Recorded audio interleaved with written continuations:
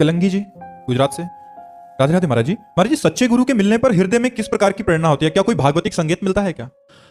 पहली बात तो यह है कि सच्चे और कच्चे ये हमारी सामर्थ्य तो है नहीं कि पहचाना जा सके, लेकिन जिनकी बात सुनकर हमारा हृदय शीतल हो जाए, जिनके दर्शन करने से हमारा मन प्रसन्न हो जाए और ऐसा लगे कि मैं देख तो पहली बार रहा हूं लेकिन ऐसा लगता है मैं इनसे बहुत बार मिला हूं, और जिनके समीप से हटने का मन ना हो, और जिनके दर्शन और संभाषण से गलत आदतें छूटने लगे और भगवत मार्ग पुष्ट होने लगे, बस उन गुरुदेव भगवान के वचनों का आश्रय लेकर, चरणों का आश्रय लेकर परमार्थ में चल देना चाहिए। क्योंकि प्राकृतिक बुद्धि के द्वारा सत्य सच्चिदानंद भगवान में स्थित महापुरुष की आप किसी भी बाह्य लक्षणों से नहीं जान सकते, बिल्कुल नहीं जान सकते, बिल्कुल नहीं जान सकते कि ये ब्रह्म बोध संपन्न है या आत्म स्वरूप में स्थित है। बाह्य चेष्टाएं ऐसी होंगी आप जान ही नहीं पाओगे।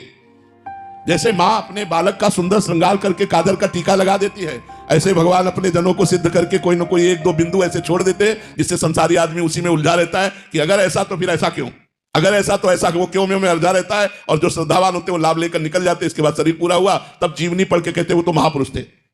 वर्तमान में महापुरुषों में ऐसे भगवान जैसे मां अपने बच्चे को श्रृंगार करती है, दो टीका ऐसे लगा दिए, पूछो क्यों, इतना साबुन से धोया, काला टीका क्यों? बोले किसी की नजर न लगे। तो भगवान भी अपने भक्त को सर्वांग सजा देते हैं और एक दो बातें ऐसी छोड़ देते हैं जिससे संसारी आदमी ये देखकर कि अरे यार महापुरुष नहीं हो सकते, अगर महापुरुष है तो ऐसा क्यों, बस क्यों और में वो फंसा रहता है। तो हमें सीधी बात समझनी है, जिनकी बात सुनने से, जिनके दर्शन से, जिनके सानिध्य से हमारा जीवन बदलने लगे, स्वाभाविक हमें भगवान की तरफ प्रेरणा मिलने लगे, असत मार्ग का त्याग होने लगे, जान लेना चाहिए हमें गुरुदेव मिल गए और उनकी शरण में होकर उनकी आज्ञा का पालन करना चाहिए।